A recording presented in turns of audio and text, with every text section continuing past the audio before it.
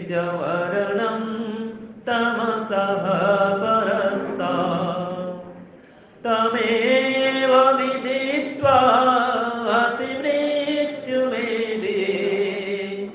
नान्यः पन्था विद्यते अनाय वेदाहमेतं पुरुषं महन्तम् आदित्यवर्णं तमसः परस्तात् तमेव विदित्वा अतिमृत्युमेधि नान्यः पन्था विद्यते अनाय नान्यः पन्था विद्यते अनाय ॐ जपो हे ॐ जपो हे ॐ भजो हे ॐ भजो हे ओम के जप से सुख मिलता है ओम के जप से सुख मिलता है ओम के जप से दुख मिटता है ओम जपो है ओम जपो है ओम भजो है ओम भजो है ओम असतो मा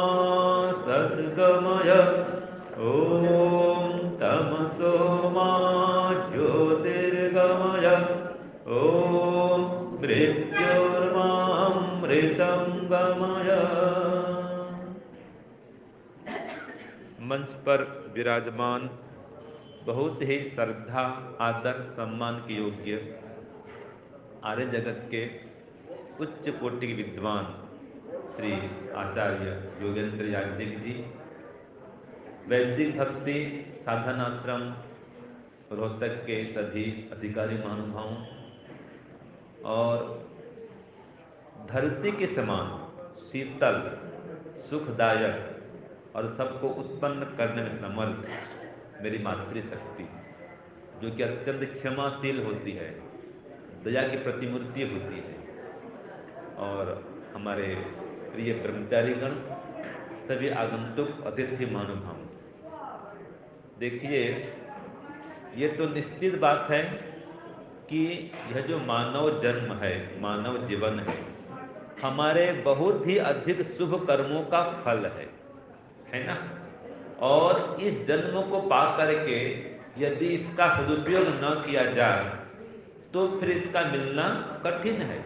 पता नहीं कितने जन्मों के बाद फिर घूम घूम के आना होगा। जब पुण्य कर्म का उदय होता है तो ये मानव का चोला मिलता है। और याद रखिए, हम जिस जीवन पथ में चल रहे हैं, ये जीवन का पथ ऐसा है, ये वन वे है। वन वे मतलब एक बार निकल गए फिर वापस नहीं आ सकते। कई नगरों में ऐसा होता है, केवल उधर से जाना जाना होता है, वापस आना तो उधर घूम के आओ, है कि नहीं है? तो जीवन भी ऐसा ही है। जहां तक आगे बढ़ गए एक लंबी दीवार लग गई, यहाँ एक कदम आगे बढ़े, पिछले कदम देखने के लिए जगह नहीं है, दीवार सामने बस।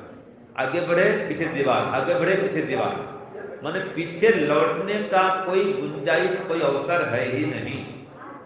और आप लोग देखिए, किसकी आयु 60 वर्ष है, 70 वर्ष है, 55 वर्ष है, कोई 45, कोई के इक्का दुक्का 40 के होंगे, अधिकांश तो सब 40 ऊपर वाले हैं। तो देखिए ये आयु तो बीत रही है, देखते देखते बेटा बेटी आपके आ गए, पोता पोती भी आ गए। याद करिए, कभी आप भी इनके समान थे, पोते पोती समान आप भी थे, और आज दादी माँ बन गए, दादाजी बन गए, और देखते देखते कुछ साल बाद ये शरीर भी छूट जाएगा। तो ऐसा प्रयास होना चाहिए कि जीते जी, अर्थात जीवन भर भी उसके साथ, और मरने के समय अर्थात मरने के बाद भी उसके साथ। तो जीने के साथ भी और मरने के साथ भी उस परम पिता का स्मरण बना रहे। और इसके लिए देखिए हमारे पास में पता नहीं कैसे कैसे संस्कार हैं, कब क्या संस्कार जाग जाते हैं। और ऐसा होता है कि पर्वत की चोटी में आप चढ़ रहे हैं, है ना, थोड़े से असावधान हुए, पैर फिसला, एकदम नीचे धड़ा। आप 2 घंटा श्रम करके, 3 घंटा श्रम करके ऊपर चोटी में चढ़े होंगे और थोड़ा सा पैर फिसलते एकदम नीचे धरातल में आ जाए। तो जीवन पथ ऐसा ही है, आध्यात्म पथ ऐसा ही है। इस आध्यात्म पथ में, भक्ति के पथ में, योग पथ में, यज्ञ पथ में, धर्म पथ में, श्रेय पथ में, ये उत्तरायण का पथ है, ये शुक्ल मार्ग है, पितृयान का मार्ग है। इसमें चलना बहुत कठिन है। इससे उल्टा ये देवयान का मार्ग है और उससे उल्टा पितृयान का मार्ग। ये शुक्ल मार्ग है, वो है कृष्ण मार्ग। हमारा जो पथ है वो उत्तरायण का पथ है, वो दक्षिणायन पथ है। हमारा योग की ओर बढ़ने का मार्ग है और वो भोग की ओर बढ़ने का मार्ग है। हमारा निवृत्ति मार्ग है, उनका प्रवृत्ति का मार्ग है, पूरा उल्टा है ना। तो योग दर्शन में चर्चा आती है कि चित्त रूपी नदी उभयतो वाहिनी, बहती पापाय च और बहती कल्याणाय च। जो चित्त है, मन है, कभी इधर भी चलता है, कभी उधर भी चलता है कि नहीं है। तो थोड़ा भी सावधान नहीं हुए तो मन में एकदम झट गलत विचार, गलत संस्कार आ जाते हैं। तो चर्चा आई उपनिषद में, प्रणवो धनु सरो हि आत्मा ब्रह्म तत्लक्ष्यम उच्यते अप्रमत्तेन वेद्धव्यम सर्वतन्मयो भवे। कि ब्रह्म जो है जीवन का लक्ष्य है, ईश्वर, जिसका मुख्य नाम क्या है, ओम है। और उस ओम को, लक्ष्य को प्राप्त करने के लिए प्रणव माने परमात्मा का मुख्य नाम ओम, वो धनुष है। और जो आत्मा है वो तीर है, सरो ही आत्मा, और ब्रह्म हमारा लक्ष्य है। तो कहा अप्रमत्तेन भेदव्यम, बिना कोई प्रमाद के एकदम सजग सावधान होकर के उस लक्ष्य का भेद करो, भेद करो, भेदन करो, अर्जुन के समान। ठीक है। और आप लोग गृहस्थ में हैं तो सब लोग मिल करके चलो, पति पत्नी, बेटा बेटी, भाई बहन, माता पिता, जो भी घर में सगे संबंधी हैं, सबको लेकर के ईश्वर की ओर चलो। आपके और हमारे जीवन में इतना अंतर है, हमको पूरे समाज को लेकर चलना होता है कि नहीं जी। हमारा परिवार सारा विश्व है, लेकिन आपका तो पहले ये कर्तव्य कि अपने परिवार को पहले ले चले, फिर अड़ोस पड़ोस को, समाज को, फिर विश्व को आपको भी बढ़ाना है, लेकिन पहले परिवार जनों को। आज से लगभग 20-22 साल पहले लगभग दर्शन युग महाविद्यालय रोजड़ के आचार्य थे आचार्य ज्ञानेश्वर जी, वे एक कार्यक्रम किए थे, बीच बीच में करते थे। तो वह एक विद्वान आए थे, उन्होंने कहा कि आर्य समाज की आयु कितनी, तो मुश्किल से 25 साल उन्होंने कब कहा था, 20-22 वर्ष तो हो गए। क्यों कहा था उन्होंने? इसलिए कहा था कि जो ये पीढ़ी है, वर्तमान पीढ़ी है, वो तो चली जाएगी।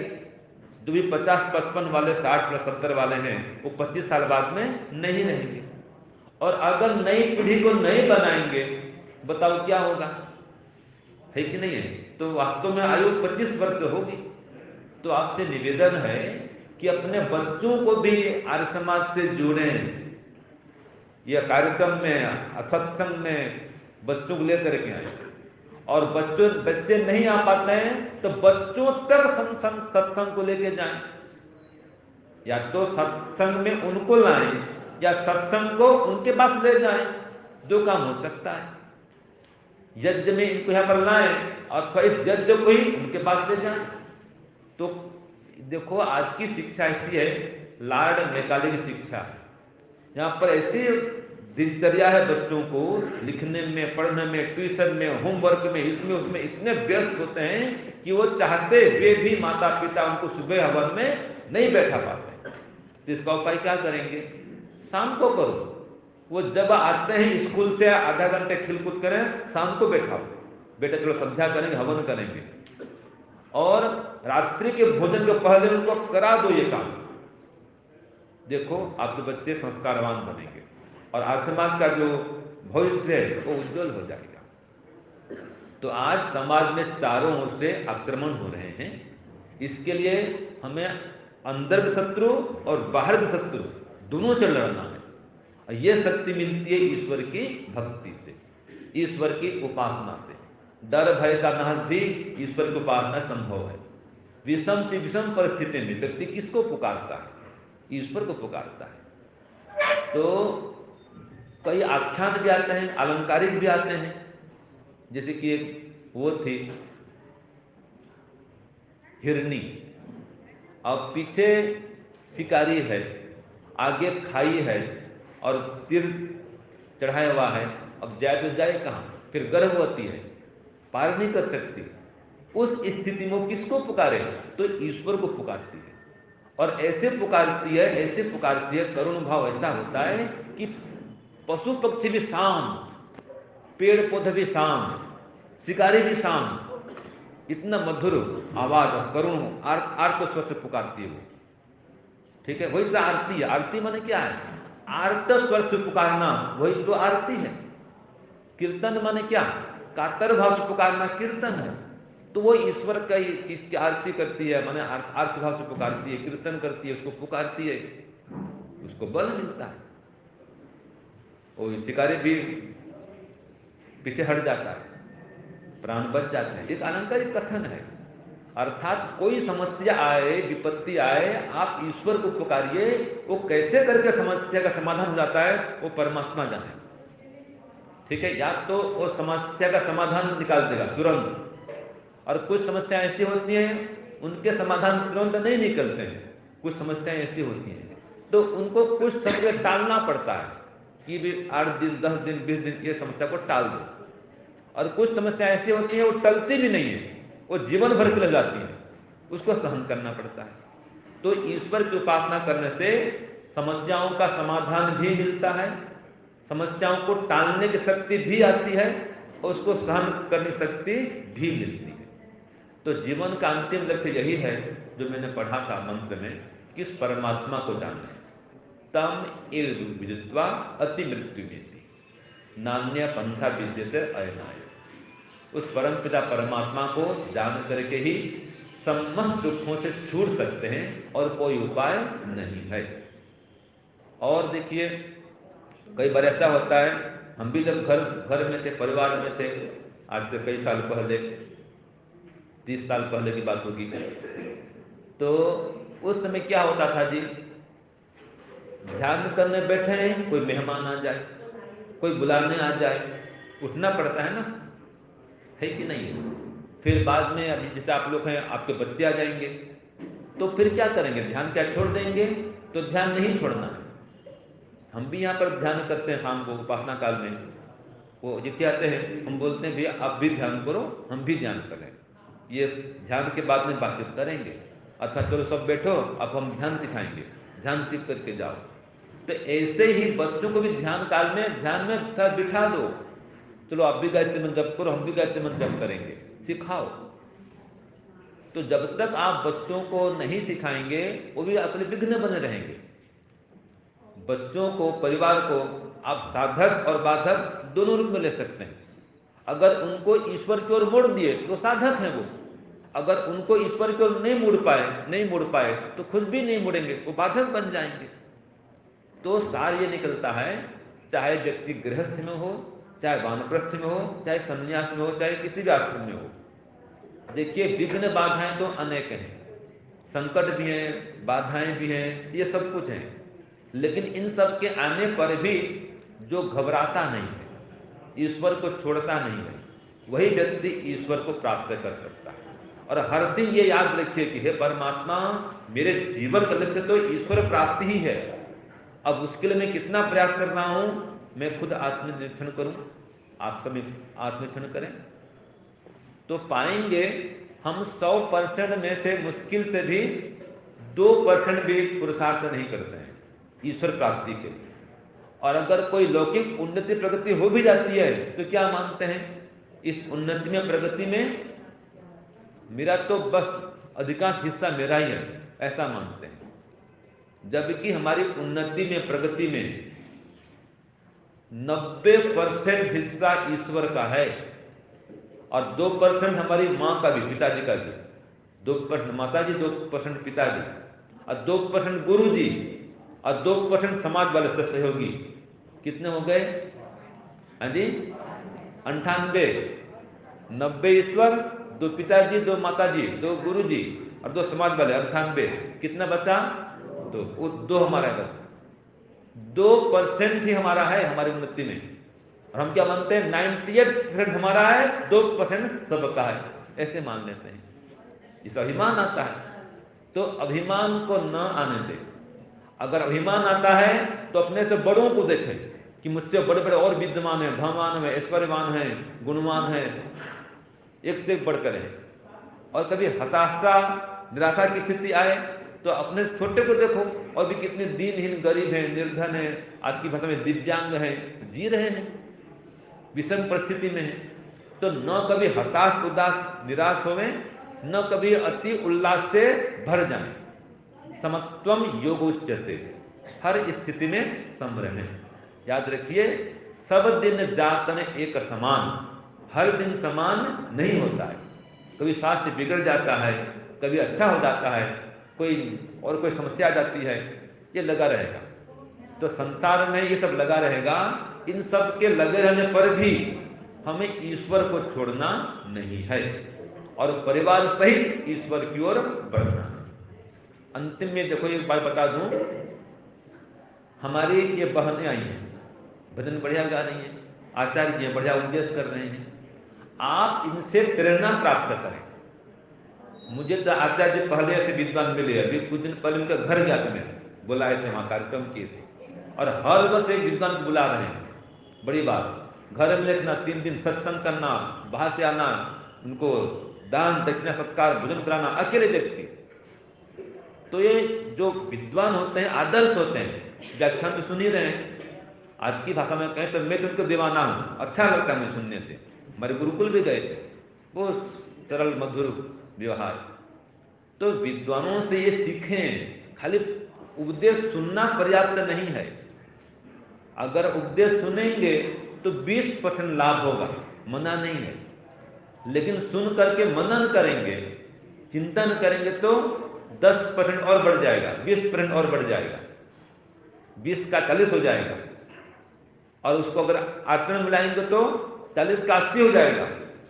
और फिर अगर उसका और खुद प्रचार करेंगे तो 100% भी हो जाएगा। तो विद्वानों से आप सीखें, उनके गुण कर्मों को धारण करें, और कोई दोष हो उनको छोड़ दें। शास्त्र में आता है ना, यानी अस्माकम सुचरितानि तानि त्वया उपास्यानि नो इतरानि। जो भी विद्वान हैं, गुरु जी हैं, आचार्य हैं, स्वामी हैं, महात्मा हैं, महानप्रस्थी हैं, हमारे भी घर माता पिता हैं, जो भी बड़े हैं, उनके सद्गुणों को ग्रहण कर लें, दुर्गुणों को हटा दें। तो जीवन का लक्ष्य यही है कि हमें ईश्वर की ओर बढ़ना है। सब लोग मिलकर के चलें, समबद्धम मिलकर चलें। अस्मिन्वती रियते, नदी बहुत भयंकर है, पथरीली है, ये भवसागर है। अगर इसको आसानी से पार करना चाहते हैं तो बस एक ही उपाय है, ईश्वर के नाव पर बैठ जाए। ईश्वर स्वयं नाविक भी है, याद रखिए, ईश्वर स्वयं नाविक भी है, वो पतवार भी है, वो स्वयं पतवार चलाता भी है, और उस पर भी वही मिलने वाला है। नदी का किनारा भी वही है, वो नाव भी वही है, नाविक भी वही है, और नदी से पार लगाने वाला भी वही है। इसलिए उसकी भक्ति करें, उसका ध्यान करें, उसके गुणों को धारण करें, और ये संकल्प लेकर के जाएं। हमारे उर्मिल माता जी आई हैं, गायत्री मंत्र वाले हमारी माता जी आई हैं, हाँ जी, स्वर्णा माता जी। तो देखो, गायत्री मंथन कार्यक्रम चला रही है। तो मैं तो कहता हूँ आज के ज़माने में ये गायत्री प्रचार करने वाले बहुत कम लोग हैं, गायत्री जप करने वाले बहुत कम लोग हैं, और कई प्रकार के मंत्र जप करते हैं, लेकिन गायत्री मंत्र का 100-100, 1000-1000, लाख-लाख नहीं, करोड़ों बार जप कर रहे हैं, अभियान चला रखे हैं। बड़ी बात है ये। तो ये गायत्री जप का संकल्प लेके जाएं कि कम से कम 1000 बार हम हर दिन गायत्री मंत्र का जप करेंगे और यज्ञ करेंगे। जिनके घरों में यज्ञ नहीं होता है, यज्ञ शुरू कर दें। यज्ञ लेनी है प्रेरणा तो हमारे केशव देव जी बैठे हैं, केशव जी पर खड़े हो जाएंगे। हाँ, इधर खड़े हो जाएंगे। देखिए आपके यहाँ इतनी सुंदर यज्ञशाला है, मन प्रसन्न हो जाए। और 2 घंटा का हवन चलता है, 2 घंटा।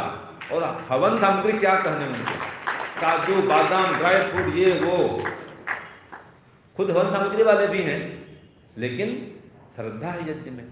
महात्मा जी के पोते, तो ये जो स्थल है ये प्रेरणा स्थल है, महात्मा जी के दिव्य साधना स्थली है। आप यहाँ पर पधारे हुए हैं तो 2 चीज लेकर के जाए, यज्ञ और योग। और यहाँ की पत्रिका भी निकलती है, क्यों जी मंत्री जी, यज्ञ योग ज्योति, देखो नाम भी यही है। तो अपने जीवन में यज्ञ और योग की ज्योति को प्रज्वलित करें, जीवन को महान बनाएं। आप सभी आयुष्मान बने, स्वस्थ रहें, निरोग रहें। इतना कहते हुए वाणी को विराम। ओम शांति ओम शांति।